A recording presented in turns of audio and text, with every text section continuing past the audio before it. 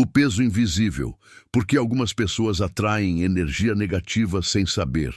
Eu costumava acreditar que azar fosse apenas uma soma de pequenas estatísticas contra nós. Um parafuso que se solta, um pneu que fura, um amigo que desmarca. Mas, de algum tempo para cá, parecia que a vida tinha encostado um dedo invisível no meu peito e empurrava, milímetro por milímetro, cada dia um pouco mais. O pior não era o empurrão, era não ver de onde ele vinha. A primeira pista, embora eu só tenha entendido depois, foi o som do meu prédio novo. Eu tinha me mudado há poucas semanas para um apartamento antigo no centro, de pé direito alto, piso de taco com aquele brilho encerado que a gente só vê em fotos de família antigas, e um elevador com porta pantográfica que cantava agudos fininhos quando subia. O cheiro do hall era uma mistura de madeira envelhecida, ferro de corrimão, pedra úmida e um leve resíduo de cigarro antigo impregnado nas paredes. Isso, curiosamente, me confortava. Eu sempre gostei de lugares que guardam histórias. Apenas não suspeitava que algumas histórias continuam vivas sem serem contadas. Na primeira noite, acordei às 3 da manhã. Não foi um despertar bruscão. Foi como se uma mão me chamasse pelo ombro com cuidado. Abri os olhos e o quarto era uma penumbra azulada. O ventilador de teto girava preguiçoso. A cortina fina como um sussurro parecia respirar com a brisa. Eu não sou de me assustar fácil, então respirei fundo e fiquei escutando. Ouvi de longe um ruído no encanamento, um latido isolado muito lá embaixo na rua e... outra coisa, algo parecido com passos. Não passos firmes, mas o arrastar de alguém muito cansado no corredor. Sentei na cama, meu coração fez um tum-tum ansioso e eu fiquei esperando que o som passasse. Ele passou, talvez fosse o zelador. Voltei a dormir. Na noite seguinte, outra vez às 3. O mesmo convite no ombro invisível, a mesma cor de sonho derramada pelo quarto, o mesmo som no corredor. Eu já não conseguia atribuir esses acordares ao acaso. Desci da cama e encostei a mão na parede perto da porta. Estava fria. Gosto de observar os pequenos detalhes. A frieza da pintura naquele ponto me pareceu desproporcional ao resto. Abri a porta. O corredor era um risco comprido de luz amarela, com lâmpadas lacrimejantes e nenhum ser vivo além de mim e do meu medo.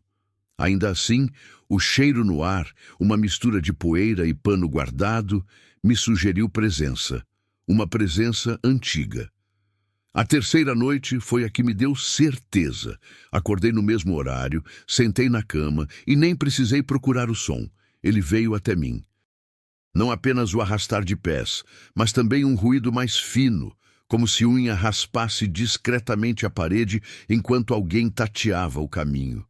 E havia um cheiro novo, delicado, quase imperceptível, que me lembrava de louça molhada esquecida na pia. Aquilo que existe entre o limpo e o azedo. Tive a sensação de que a madrugada, naquela casa, era um bicho que se movia quando eu não olhava. Durante o dia, tudo parecia normal, embora não comigo. Foi nesse período que pequenas catástrofes começaram a brotar como ervas daninhas. O carro apagou no meio de um cruzamento com todos os semáforos sincronizados, num silêncio teimosamente irônico depois de tantas buzinas. A máquina de lavar travou com a porta selada, prendeu minhas roupas num aquário ensaboado e sem escape. A torneira da cozinha ganhou um gotejo obstinado, cada pingo um estalo no meu sistema nervoso. E ainda tinha o trabalho. E-mails que eu jurava ter enviado nunca chegavam, documentos apagavam sozinhos e minha concentração desapareceu, como se alguém tivesse colocado uma redoma de vidro ao meu redor. Eu via tudo acontecer, mas através de uma camada que distorcia os sons e os sentidos. A vida seguia e eu estava um passo fora dela. A parte mais dolorida, porém, não foi material. Foram as pessoas. Colegas que riam comigo no corredor passaram a desviar o olhar. Conversas que ficavam animadas quando eu chegava perdiam o fôlego como uma vela abafada. Amigos começaram a desmarcar, familiares ficaram ocupados. E eu sentia, no jeito de ajeitar a postura, num pigarro fora de hora, num olhar esquecido no chão, que algo na minha presença deixava tudo pesado. Teve um dia, na sala de reunião, em que senti isso como um golpe seco. Entrei, cumprimentei, puxei a cadeira, e no curtíssimo momento entre o ranger do assento e o descanso do meu corpo, a sala ficou silenciosa demais. Um silêncio que só quem um dia ouviu sabe. A pausa que não combina com o contexto. É como se o ar tivesse ficado denso o bastante para empurrar os sons de volta. E então, um colega mexeu no celular sem propósito. A outra ajeitou a caneta numa linha perfeita, alguém pigarreou.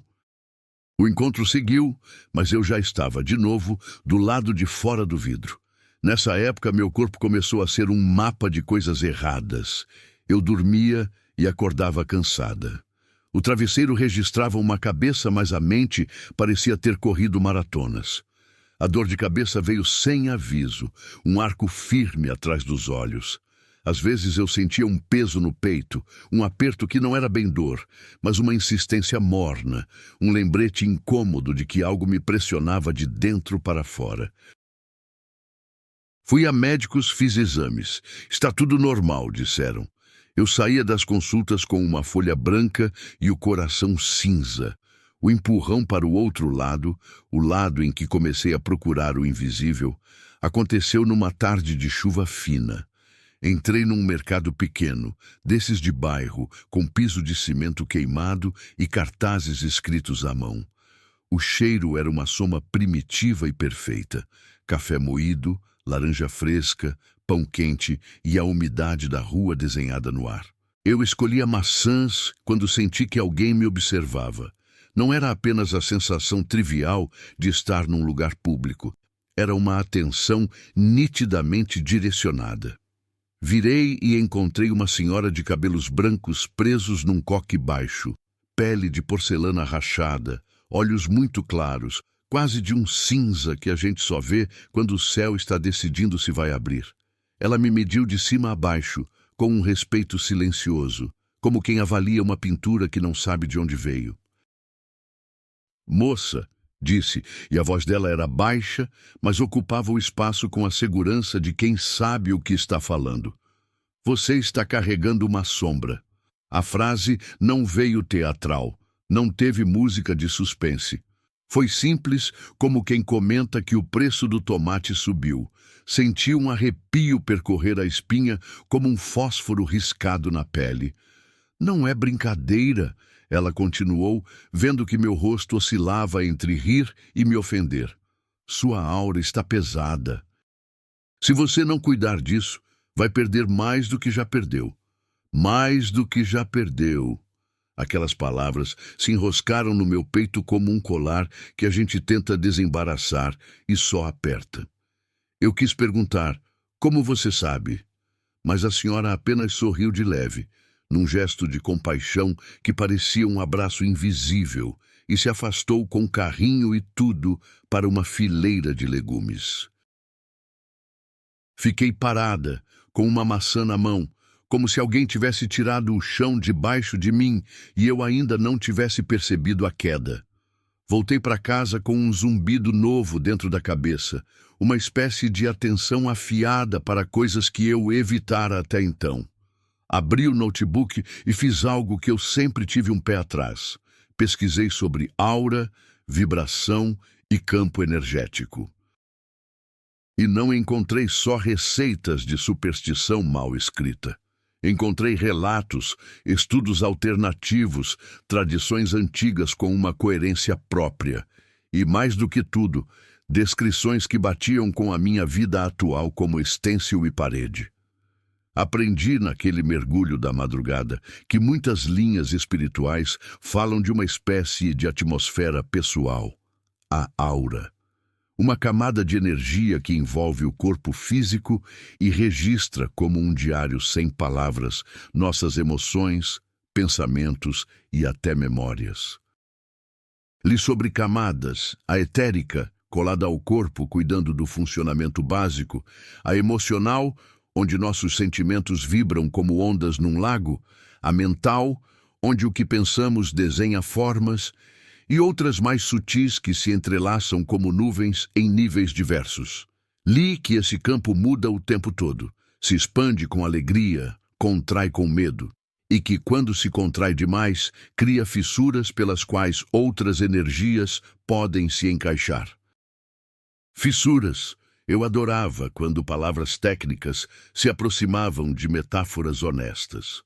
Eu me sentia fissurada. Sentia que algo, não meu, tinha encontrado uma fresta para morar em mim. No dia seguinte, decidi perguntar ao porteiro, um senhor magro e simpático, sobre o morador anterior do meu apartamento. Eu queria uma resposta prática. Não suportava a ideia de que tudo fosse um assombro sem nome. Ele hesitou, como quem pesa uma informação delicada. Olha, moço, o senhor que morou ali antes, ele era muito quieto, sabe? Quase não falava com ninguém. As poucas vezes que eu o via, era sempre tenso. Faleceu dentro do apartamento, sozinho. Só sentiram falta quando ficou impossível não sentir. A família veio depois, mexeu nas coisas, mas parece que sobrou um peso, né? Eu mal agradeci. Subi pelo elevador que chorou agudo outra vez e quando a porta se abriu no meu andar, a movimentação do ar me pareceu contar um segredo. Entrei em casa e a primeira coisa que senti foi o mesmo cheiro das 3 da manhã, agora de dia. Louça molhada esquecida, pano úmido guardado, umidade que não encontra sol. Não há prova científica no que vou dizer, apenas a certeza íntima de quem está dentro da história. Eu senti que aquele homem triste ainda estava ali, não como fantasma de filme, mas como memória condensada, como uma lama energética que impregna e demora a sair. E eu, em baixa, estava absorvendo pedaços daquela lama como quem pisa num chão argiloso e vai levando no solado. A partir desse dia, os fenômenos ganharam nitidez. As lâmpadas do corredor piscavam quando eu passava. O abajur do quarto estalava como se tivesse um coração próprio. Eu lavava as mãos e um frio atravessava meus dedos. Um frio que não vinha da água, mas de uma ausência de calor no ar ao redor. Às vezes, sentia um toque leve no ombro esquerdo, como se alguém me chamasse pelo nome sem palavra nenhuma. Minha imagem no espelho, muitas manhãs, chegava antes do meu ânimo. Havia uma opacidade no olhar, uma falta de brilho que me lembrava fotografias esquecidas ao sol. Quando a gente chega nesse ponto, tem 2 caminhos. Ou a gente se entrega à espiral do "tá tudo dando errado porque tudo dá errado". Ou a gente dá um passo para fora e decide que vai fazer algo, mesmo sem garantias. Eu escolhi o segundo. Não por coragem, mas por exaustão. Pesquisei formas de limpeza energética e decidi que faria um protocolo completo, mesmo que parecesse tolo. Comecei pela casa. Coloquei sal grosso em pequenos pires nos cantos de cada cômodo. O canto guarda as coisas invisíveis como as gavetas guardam papéis sem dono. Queimei sálvia, aquele cheiro verde e denso que desenha um caminho no ar. Passei incenso de mirra, que sempre me soou a velho templo, como se trouxesse colunas internas para sustentar o teto da alma. Abri todas as janelas, mesmo que a rua cuspisse barulho, e toquei uma playlist de taças tibetanas com sinos e bordões que vibravam no meu estômago. Coloquei um copo de água com uma colherinha de sal no criado mudo e, antes de dormir, sussurrei em voz baixa: "Tudo que não me pertence, que se desfaça. Tudo que pesa, que caia. Tudo que é sombra, que encontre luz." Enquanto o incenso desenhava fiadas de fumaça entre os móveis, andei pela casa com calma, como quem devolve as coisas aos seus lugares. Toquei as paredes com a palma aberta, agradeci silenciosamente pela proteção, pedi desculpas por ter demorado a perceber. Peguei um pano com algumas gotas de óleo essencial de lavanda e passei nas maçanetas, nos interruptores, nos pontos de contato, os portais pequenos do cotidiano. Eu não sabia se funcionaria, mas sabia que ao menos estava comunicando à casa que eu estava presente, disposta. No primeiro dia, confesso, nada pareceu diferente. No segundo, também não. No terceiro, quando acordei, pasmem, às 3 da manhã novamente, notei uma nuance. O som no corredor, embora presente, estava mais distante, como se a madrugada tivesse mudado de quarto. O ar, frio ainda, tinha menos cheiro de pano guardado. E, principalmente, eu consegui voltar a dormir sem a vigilância interna que me deixava de olhos abertos dentro das pálpebras. Continuei. Troquei o sal grosso, coloquei carvão vegetal num pires na cozinha, acendi vela branca com cuidado, sempre com um copo d'água ao lado. Passei a aspirar o piso de taco com uma intenção específica. Cada grão de pó que entrava no aspirador era, na minha cabeça, um pequeno resíduo de dor indo embora. Não subestimo o poder da metáfora quando ela se transforma em gesto repetido. O corpo aprende o que a alma quer, mas eu entendi rápido que limpar o ambiente sem tocar em mim mesma seria enxugar gelo. Comecei então a limpeza interna. Reservei 20 minutos por dia para meditar. Sentei numa almofada, costas eretas, mas não rígidas, e foquei no ciclo mais banal e, por isso mesmo, sagrado: inspirar e expirar. Coloquei as mãos sobre o peito e, a cada inspiração, imaginei que entrava uma luz morna. Cor de amanhecer. A cada expiração, via saírem linhas finas de fumaça cinzenta, como fios de teia antiga, desprendendo-se. No começo, minha mente era um mercado de rua. Gritaria, pechincha, cheiros, vendedores inquietos. Mas como toda feira, ela vai esvaziando quando a tarde cai. Fiquei de novo e de novo, até encontrar o meu barulho preferido. O silêncio que começa primeiro entre dois pensamentos. Numa dessas meditações vi, não com os olhos, mas com aquela visão que a gente encontra quando fecha os olhos, uma espécie de borda ao redor do meu corpo. Era translúcida, com um brilho sutil, e parecia conter pequenas rachaduras. Eu passava os dedos mentalmente por essas fissuras e sentia saírem delas estalinhos, como gelo rachando ao sol. Eu não sei explicar. Eu só sei que, quando abri os olhos, havia uma leveza nova no ambiente, como se alguém, dentro de mim, tivesse aberto uma janela. No meu caderno, aquele que eu havia comprado e nunca usara, com capa de papel reciclado e um elástico que eu gostava de esticar até ouvir o toque, comecei a escrever. Não listas de tarefas. Escrevi mágoas, medos, culpas. Eu dei nomes aos meus pesos. Algo que aprendi nesse processo. Aquilo que a gente nomeia perde um pedaço do poder de nos assombrar. Medo de ser abandonada, escrevi. Raiva de não ser reconhecida. Culpa por não ter dito não naquela vez. Tristeza por sentir que ninguém me escolhe primeiro. E depois de cada nome, escrevi um "eu te vejo". Às vezes, eu chorava no meio da linha. Uma lágrima fazia o papel inchar de um jeito feio, mas honesto. Era um inchaço bonito de quem está vivo. Foi nessa fase que os sonhos começaram a virar capítulos. Lembro de uma noite em que sonhei com um corredor idêntico ao do meu prédio, mas com paredes cobertas por fotos. Cada foto era uma lembrança minha, mas nas bordas havia borrões, como se dedos molhados tivessem passado nelas. Eu entrava uma a uma e soprava os borrões, e eles se desfaziam como fuligem. Ao fundo, eu escutava o som de água pingando em metal. Acordei com aquele som nos ouvidos e pensei ser a torneira, mas não. Era só o meu coração pesado fingindo que pingava. Eu ainda sentia a presença do morador anterior, mas agora conseguia distinguir a diferença entre a sombra dele e as minhas. A dele era fria e antiga, a minha, quente e recente. Eu entendi que duas coisas estavam acontecendo: um lugar impregnado por uma tristeza muito densa, e eu, com rachaduras por onde essa tristeza encontrava hospedagem. E foi aqui que a frase da senhora do mercado desdobrou suas páginas. Algumas pessoas atraem energia negativa sem saber.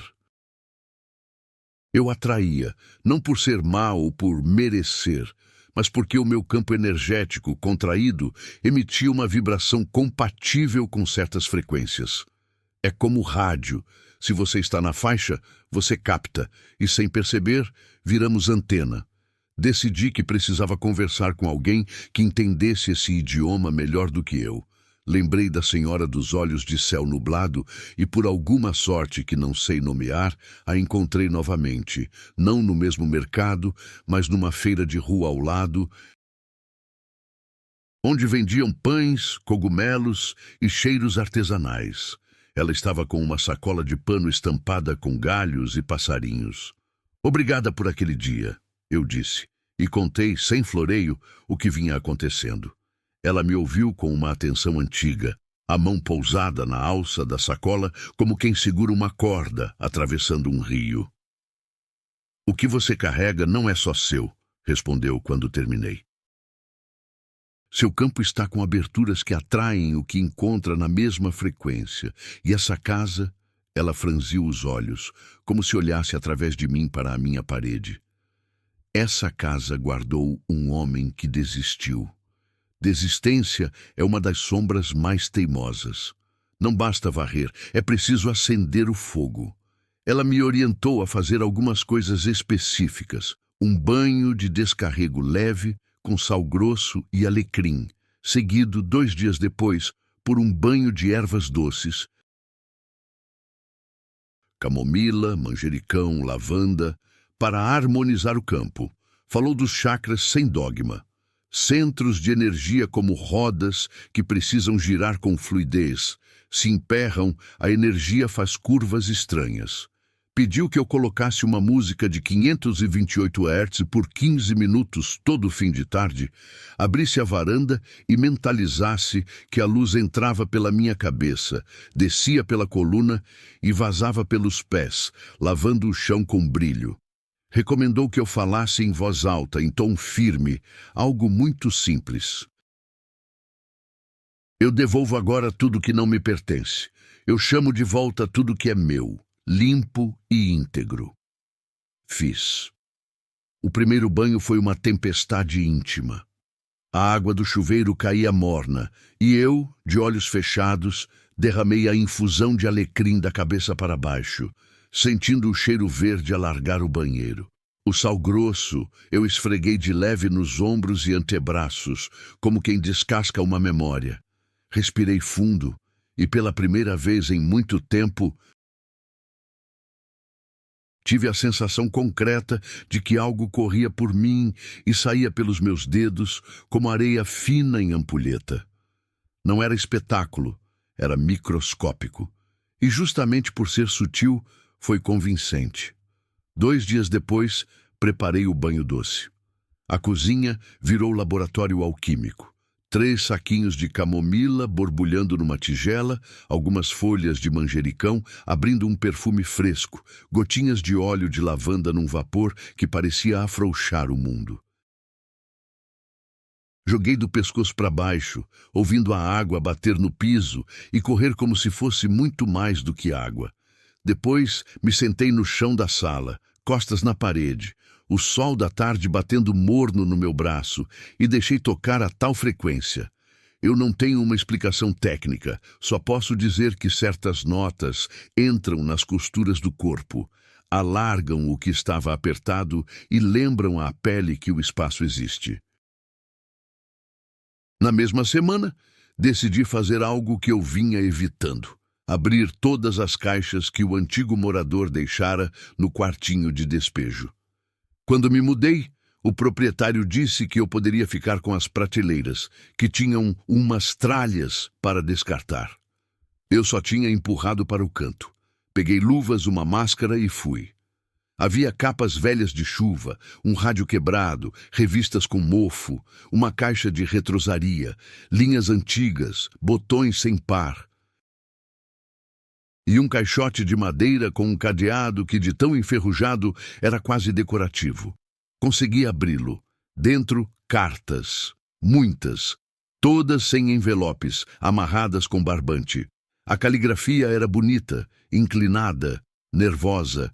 Comecei a ler. E foi assim que conheci, num recorte de tinta, o morador anterior. Ele se chamava Ernesto. Nas cartas, ele escrevia para um irmão que não respondia, para uma mulher que partiu, para si mesmo quando não conseguia dormir. Eu lia e a casa parecia prender a respiração. Havia frases como: "Não sei quando foi que a luz começou a errar o caminho para mim." E "De manhã eu juro que tento, mas à tarde me desfaz." Havia relatos da doença, dos amigos que foram morrendo, do medo de ser peso, e no meio pequenas pérolas. A vizinha do 301 me trouxe sopa. Eu quase chorei no cheiro. Senti uma saudade de um homem que eu não conheci. Senti mais ainda a densidade de uma desistência que se construiu tijolo por tijolo até fazer casa.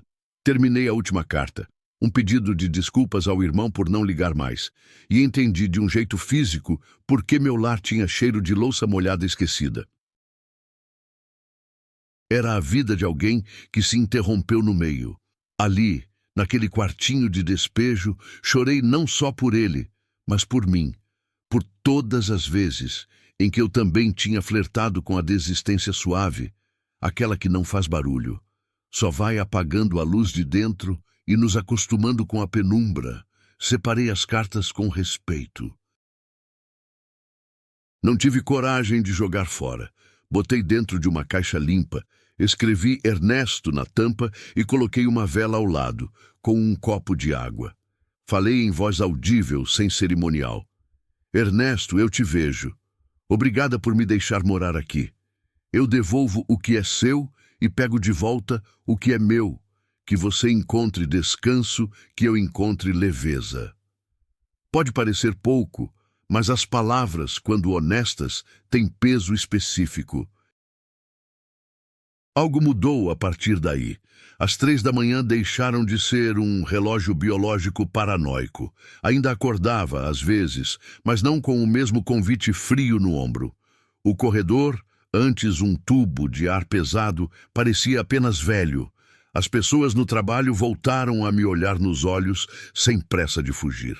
Em conversas, risos apareceram no lugar certo, sem a curva melancólica que eu vinha percebendo. Alguns azarzinhos continuaram, porque a vida é assim, mas deixaram de vir em combo. E mais sutil do que tudo, minha aura, essa palavra que eu tinha aprendido a respeitar, começou a mostrar sinais de expansão. Eu não via com os olhos, claro. Eu sentia. Era como caminhar num casaco que, de repente, cabe. As bordas que antes arranhavam meus movimentos, agora me acompanhavam com folga. Em meditações, quando imaginava aquela borda translúcida, já não via fissuras grandes, apenas pequenas linhas que cicatrizavam de dentro para fora.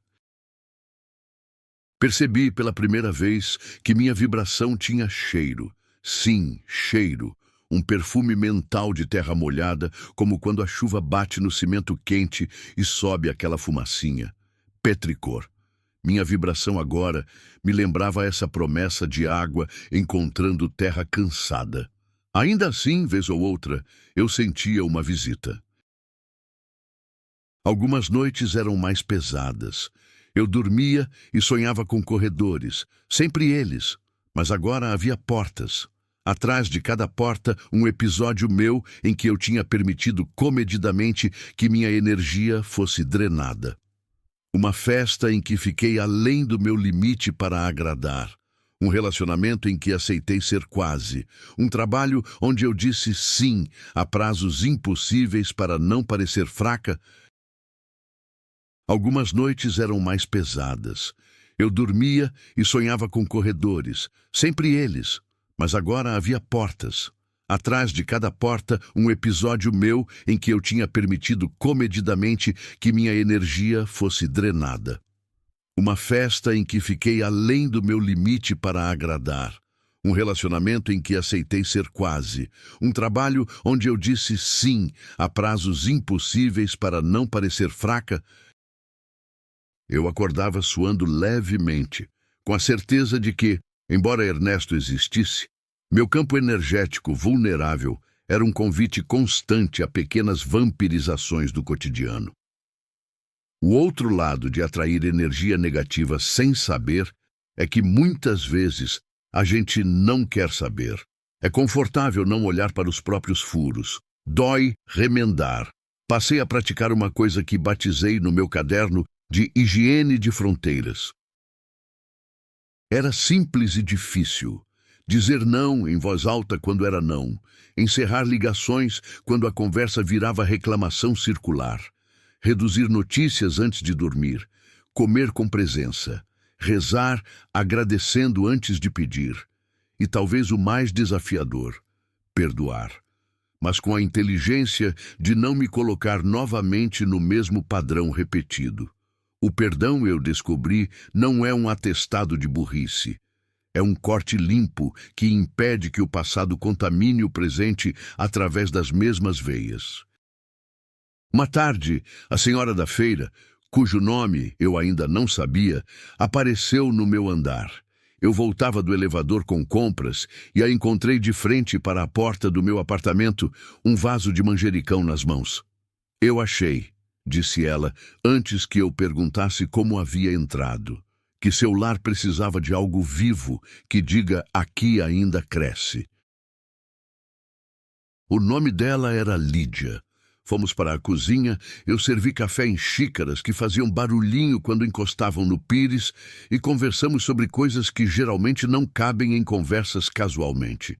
Ela me perguntou pelos banhos, pelo sal grosso nos cantos, pelas cartas de Ernesto. Disse que às vezes o que uma casa precisa para parar de segurar a respiração é ser vista em suas sombras. A sombra tem medo de luz, mas tem mais medo ainda de desatenção, ela disse. Quando você vê, você nomeia. Quando você nomeia, você cerca. Quando você cerca, a sombra entende que não manda. Lídia me ensinou uma prática que virou farol nas semanas seguintes. Eu deveria sentar no chão, cruzar as pernas, fechar os olhos e imaginar uma esfera de luz do tamanho de um grão de feijão bem no centro do peito, ali por onde a gente sente o soluço quando chora. Essa esfera deveria crescer cada vez que eu inspirasse, preenchendo o tórax, depois o tronco, depois o corpo inteiro.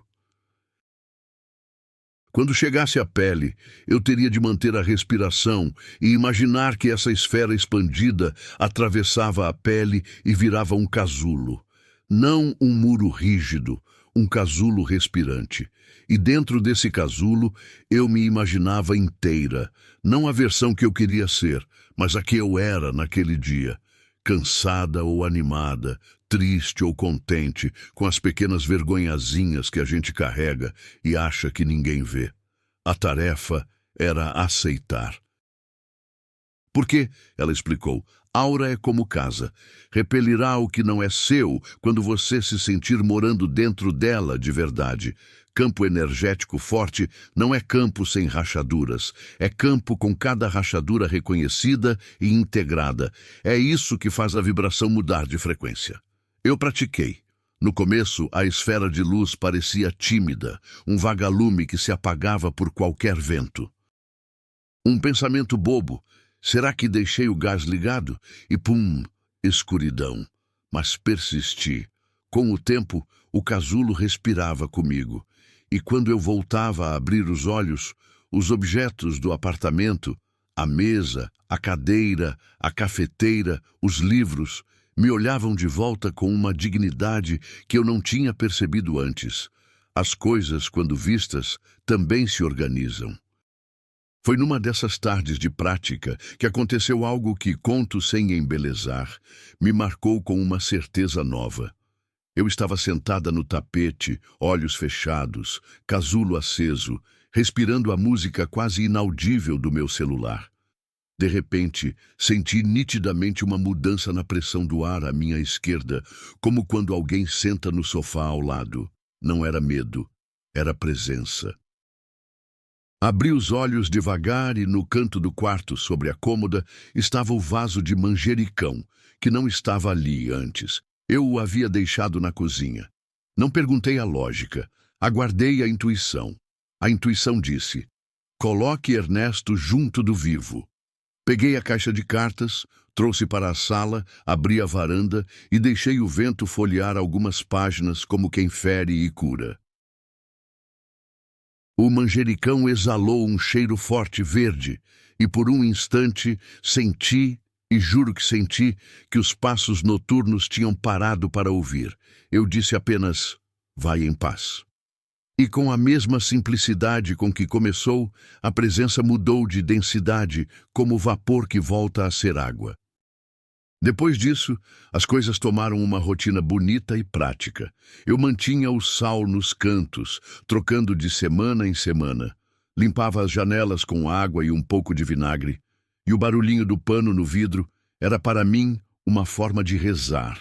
Acendia incenso às quintas, que sempre foram dias de ponte entre agito e descanso.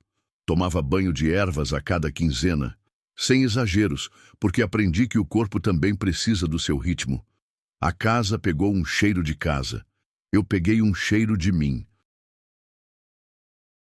No trabalho, minha presença parou de produzir aquela pausa desconfortável. As pessoas voltaram a rir perto de mim, e eu passei a rir por inteiro, sem olhar por cima do ombro, esperando que algo estragasse. Recebi um elogio sincero de um colega que raramente elogia alguém. Concluí tarefas com uma fluidez antiga e voltei a gostar do ponto sem graça da tarde, aquele horário em que o sol bate no monitor e eu fico tentada a cochilar. Um tédio bom, prova de que a vida voltou a ser normal. É claro que a vida não vira um comercial de margarina só porque a gente acende uns incensos. Algumas noites voltavam pesadas, principalmente depois de dias em que eu me estressava à toa, ou quando me deixava arrastar por conversas ácidas. E foi aí que eu entendi, com um desânimo lúcido e ao mesmo tempo esperançoso: a manutenção da vibração é um trabalho diário, não é castigo, é higiene. Assim como escovamos os dentes sem esperar que fiquem limpos para sempre, também precisamos escovar a aura. A metáfora me ajudou. Parei de dramatizar recaídas. Quando uma noite vinha com visitas indesejadas, eu não gritava no escuro. Respirava, acendia a água do chuveiro, deixava cair pelos ombros e repetia: eu devolvo o que não é meu. Eu acolho o que é meu. Um dia, recebi uma ligação. Era o irmão de Ernesto. Ele descobrira meu número com o síndico e, com uma voz baixa de quem fala pelos cantos da casa, para não acordar lembranças, pediu que eu guardasse as cartas até que ele pudesse vir buscá-las. Ele foi um homem bom que ficou pequeno, disse. Aquela frase me deitou na cama e ficou no teto por muitos minutos. Um homem bom que ficou pequeno. Pensei no meu próprio risco de ficar pequena quando esqueço de pedir ajuda, quando não mostro a minha dor porque acho que ela vai estragar o humor dos outros, quando aceito migalhas com a desculpa de que é o que tem para hoje. Quando ele veio, subimos juntos. Entreguei a caixa. Ele sentou na minha mesa de cozinha, agora com um vaso de manjericão e uma toalha de algodão com desenhinhos de limão, e chorou sem pudor. Chorou. E sorriu. Disse que as cartas eram tudo o que restara do irmão e que elas tinham um poder diferente naquele lugar onde foram escritas, como se as palavras precisassem voltar à boca que as disse. Eu fiquei em silêncio. Às vezes, o que a gente pode oferecer para a dor do outro é só uma cadeira e água fresca. Quando ele foi embora, o apartamento estava mais alto. O som do elevador, pela primeira vez, Não pareceu um lamento, parecia sino. Os meses avançaram. Minha narrativa, esse relato que agora você ouve, ganhou final provisório, porque histórias assim nunca acabam. Elas mudam de roupa. Eu aprendi, com meus passos e tropeços, que a frase "por que algumas pessoas atraem energia negativa sem saber?" não tem uma resposta única, mas tem pistas firmes. 1. Porque carregam rachaduras emocionais não vistas. 2. Porque frequentam ambientes impregnados e não sabem se proteger. 3.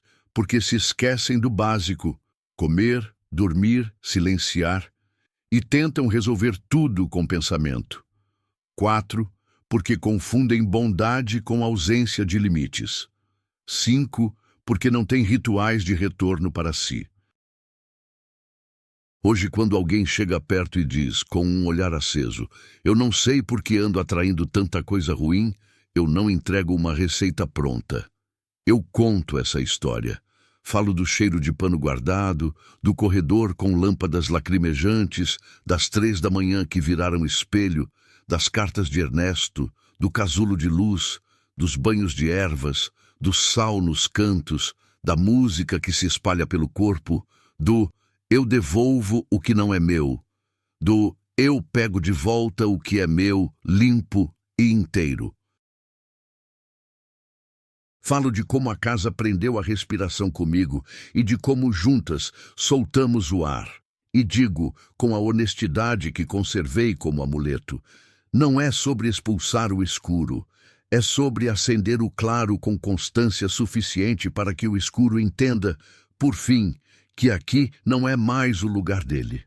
Algumas noites ainda acordo às 3, não todas. E quando acordo, não há mais passos. Há um silêncio cheio, bom, o tipo de silêncio que parece mesa posta antes do café. Eu fico ali alguns minutos, escutando.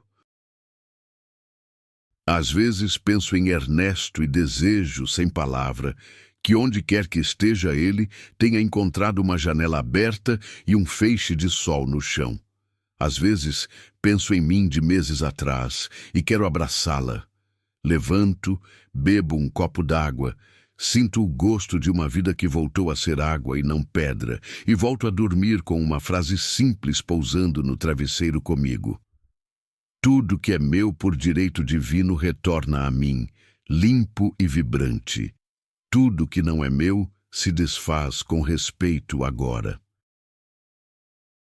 Se você está me ouvindo e se reconhece em alguma parte desta história, se há um corredor dentro de você, com lâmpadas que piscam, se há cartas que você evita abrir, se há passos que você escuta no seu peito quando deveria haver apenas sono, aceite este convite. Abra as janelas até as pequenas. Faça um pouco de barulho de vida. Ponha água para ferver para um banho de ervas simples. Sente-se por 5 minutos e respire até ouvir, entre um pensamento e outro, o começo do seu silêncio. Nomeie seu medo, perdoe o que puder perdoar e proteja o que precisa ser protegido. Lembre ao seu corpo que ele é casa. Lembre a sua casa que você voltou. E, quando o mundo tentar empurrar você de novo, de leve, como aquele dedo no meu peito, você vai perceber que está mais firme. Não porque nada ruim acontecerá, as lâmpadas ainda estalam, a torneira às vezes pinga, mas porque você estará morando inteiro na sua pele e sua aura, esse casulo de luz que respira ao seu redor. Vai dizer sem agressividade, com a doçura segura de quem sabe de si: aqui não. No fim, o que aprendi é quase simples demais para parecer verdade. A energia negativa é atraída por espaços não ocupados. Quando você ocupa os seus, com presença, com escolhas sinceras, com cuidado cotidiano, o que é sombra entende que não tem mais cadeira cativa. E você, enfim, volta a ser a pessoa por quem a casa acende as luzes quando chega.